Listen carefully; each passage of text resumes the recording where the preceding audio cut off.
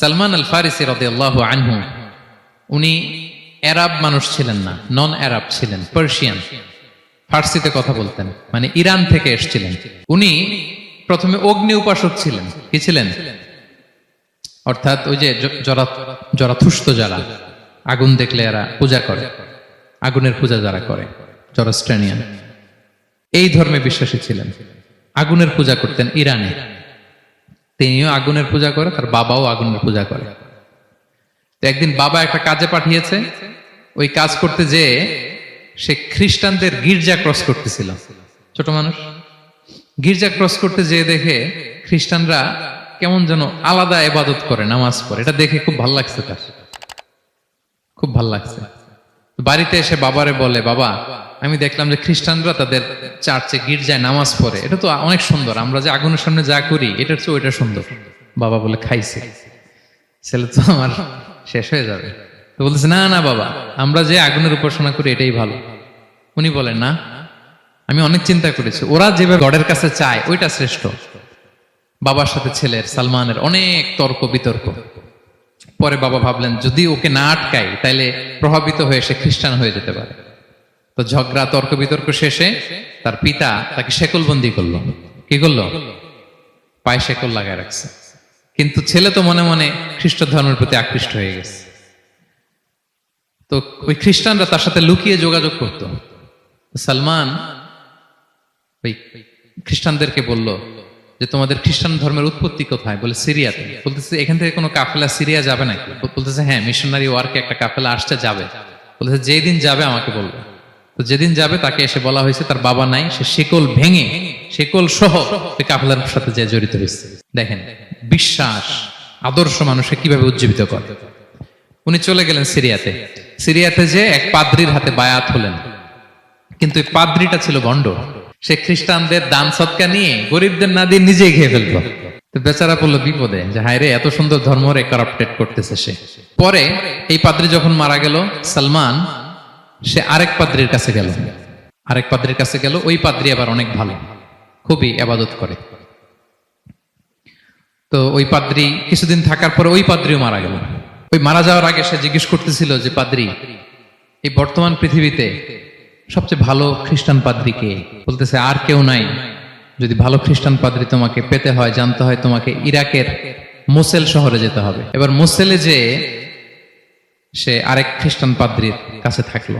কিছুদিন পরে ওই পাদ্রিও মারা গেল। তো মৃত্যুর আগে তাকে জিজ্ঞেস করছিল যে, পাদ্রি আপনি বলেন তো, আপনার পরে শ্রেষ্ঠ পাদ্রি কে আছে পৃথিবীতে? সে বলতেছে, আমার পরে শ্রেষ্ঠ কোনো পাদ্রি আর পৃথিবীতে নাই। খ্রিস্টান ধর্ম শেষ হয়ে গিয়েছে, নাই। তবে জেনে রেখো, শেষ জামানার নবী আসার সময় ঘনিয়ে এসছে।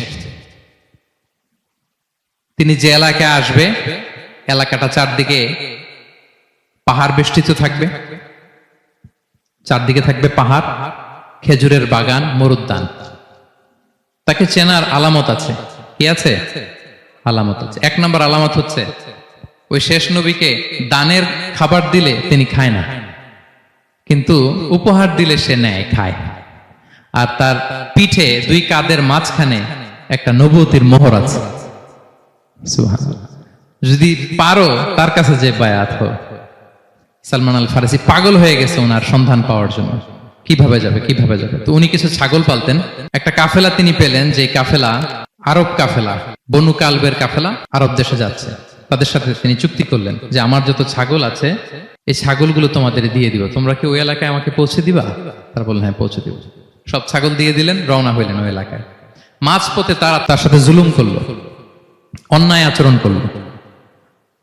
তাকে দাস হিসেবে বিক্রি করে দিল ইহুদিদের কাছে। ওয়াদি আল কোরা নামে একটা জায়গা আছে, ওখানকার এক ইহুদির কাছে বিক্রি করে দিল। সে ইহুদির কাছে দাস হিসেবে থাকতে আরম্ভ করলো। অনেকদিন পরে, মদিনার পূর্ব নাম কি দেখি কে বলতে পারে?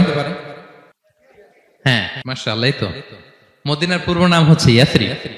তো ইয়াসরিবের এক ইহুদি, বনু কুরাইজার ইহুদি, সে আসছে ওয়াদি আল কোরাতে তার কাজিনের কাছে। এসে দেখে নতুন এক দাস পাইছে, বলছে, আমি কিনবো, তুমি কিনতে চাও? তার কাছে বিক্রি করে দিল। তখন ইয়াসরিবের ওই ইহুদি, বনু কুরাইজার, সালমান আল ফারিসিকে নিয়ে ইয়াসরিবে চলে গেল।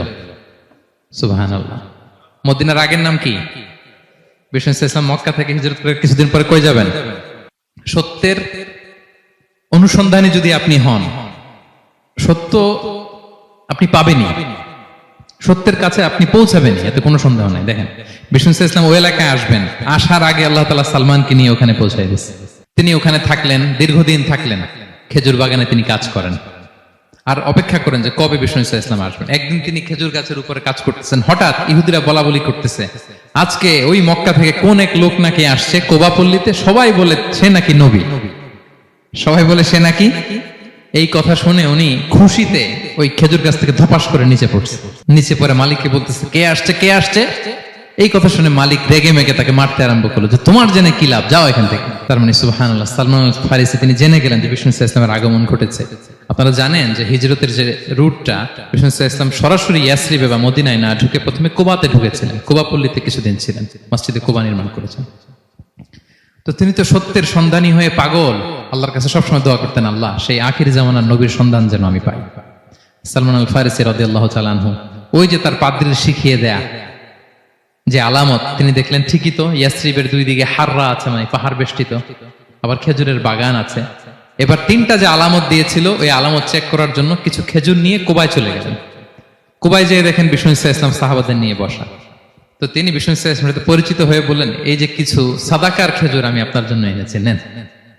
বিষ্ণু ইসলাম বললেন, ওই যে ওদেরকে দাও, ওই যে গরিব সাহাবারা, ওদেরকে দাও।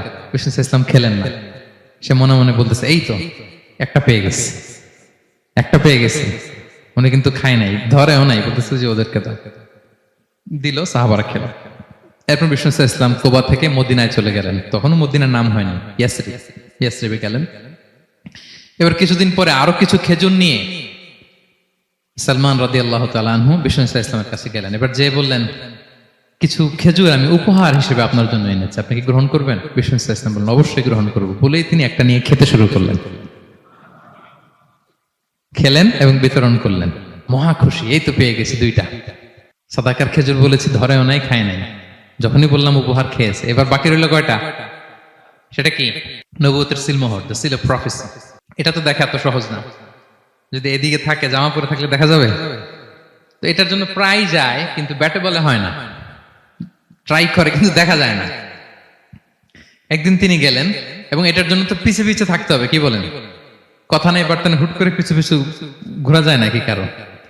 একদিন একটা উপলক্ষ তৈরি হলো, সেটা কি? বিষ্ণু ইসলাম, এক সাহাবী মারা গেলেন বাকি উল গারকাদে, মানে যেটাকে আমরা জান্নাতুল বাকি বলি, ওই কবরস্থানে ওই লাশ নিয়ে যাচ্ছে, সবার সাথে সাথে বিষ্ণু ইসলামও যাচ্ছে। তো এখন তো একটা সুযোগ, পিছনে পিছনে যাওয়া যায়, কি বলেন? এইবার সালমান এসে পিছু ছাড়ে না, নবীজির পিছনে পিছনে যায়, কিন্তু স্বাভাবিক যাওয়া না। একটা আছে সিম্পলি হাঁটা, এরকম না, একবার এদিকে যায়, একবার ওদিকে যায়, একবার এদিকে যায়। আর অন্য সাহাবারা মনে মনে ভাবে, ঘটনা কি, এরকম করে কেন লোকটা? কিন্তু বিষ্ণু ইসলাম তো জানেন কেন এরকম করতেছে, ঠিক কিনা বলেন? বিষ্ণু ইসলাম সেদিন দুইটা চাদর পরেছিলেন, একটা নিচে আর একটা উপরে, নিচে লুঙ্গি আর একটা চাদরটা দিয়ে গা ঢেকেছিলেন। বিষ্ণু ইসলাম ইচ্ছে করে পিঠের চাদরটা একটু নিচের দিকে নামালেন, যাতে করে সে যেটা খুঁজতেছে ওটা দেখে ফেলে। বিষ্ণু ইসলাম চাদরটাকে একটু করে নিচে নামালেন, নামানোর সাথে সাথে তিনি দেখলেন দ্য সিল অফ প্রফেসি, মাহরুন নবুয়া। দেখার সাথে সাথে সালমান আল ফারিসি চিৎকার দিয়ে বিশ্বনবীকে জড়িয়ে ধরলেন এবং ওই জায়গাটাতে দুই ঠোঁট দিয়ে চুমু খেলেন, কাঁদতে শুরু করলেন। বিষ্ণু ইসলাম বললেন, কেন কাঁদো তুমি? এতক্ষণ আমি আপনাদেরকে যা শোনালাম, সালমান পুরো ঘটনাটা বিষ্ণু ইসলামের কাছে বর্ণনা করলেন। বললেন, ইয়া রাসূলুল্লাহ, এই জন্য কাঁদি, আমি ছিলাম অগ্নি উপাসক, সত্যের সন্ধানে আমি খ্রিস্ট ধর্ম গ্রহণ করেছি। 3 খ্রিস্টান পাদ্রী শেষ করে সর্বশেষ যে ভালো পাদ্রীটা, উনি বলছে যে উনি মরার পরে আর কেউ ভালো পাদ্রী নাই, আখির জামার পায়গাম্বার আগমনের সময় এসেছে। পাহাড়ি এলাকা, চারদিকে খেজুর বাগান, এরকম জায়গায় উনি আসবে। আর 3টা সাইন বলেছে, উনি সাদাকা খায় না, উপহার নেয়, খায়, আর তার পিছনে থাকবে মাহরুন নবুয়া, নবুয়তি সিল। সুবহানাল্লাহ। বিষ্ণু ইসলাম খুশি হলেন, তাকে শাহাদা পড়ালেন এবং বললেন যে, তোমার এই দাসত্ব থেকে মুক্তির জন্য কি লাগবে? সে বলে যে, আমার চুক্তি হয়েছে 300 খেজুর গাছ লাগবে। কয়শো? বিষ্ণু ইসলাম বললেন, কে আছো তোমাদের ভাইকে সাহায্য করবা? কেউ 20টা, কেউ 30টা, কেউ 40টা। সব সাহাবারা ডোনেট করে 300 খেজুর দিয়ে দিলেন, খেজুরের গাছ হয়ে গেল। আর 40 গ্রাম স্বর্ণ, এটাও দিতে হবে। তো কোন এক যুদ্ধে বিষ্ণু ইসলাম একটা ছোট্ট স্বর্ণের টুকরে পেয়েছিলেন, বললেন যাও এটা নিয়ে ওজন দাও, ওজন দিলে দেখবা হয়ে গেছে। ওইটা নিয়ে ওজন দেয়া হলো, দেখা গেল মুহূর্তে একেবারে সমানে সমানে 40 গ্রাম হয়ে গেছে। সালমান আল ফারিসি রাদিয়াল্লাহু তাআলা আনহু তারপর থেকে মৃত্যুর আগ পর্যন্ত বিষ্ণু ইসলামের সাথে ছিলেন, সবগুলো যুদ্ধে অংশগ্রহণ করেছেন। এবং 5ম হিজরিতে ওই যে পরীক্ষা খননের কথা আমরা জানি না, দ্য ব্যাটল অফ ট্রেঞ্চ, এই বুদ্ধিটা আসছিল সালমান রাদিয়াল্লাহু তাআলা আনহুর মাথা থেকে। এটা হচ্ছে ওনার ব্রেন চাইল্ড। কারণ আরব দেশে এরকম পরীক্ষা খনন করার ট্রেডিশনই ছিল না। উনি তো আরব দেশের না, আসছে পারস্য থেকে। ওনার এই বুদ্ধি পরামর্শ নিয়ে বিষ্ণু ইসলাম 5ম হিজরিতে পুরো মদিনার চারদিকে খনন করে এই পরীক্ষা করেছিলেন। Be a part of our vision. Do listen and share the khair.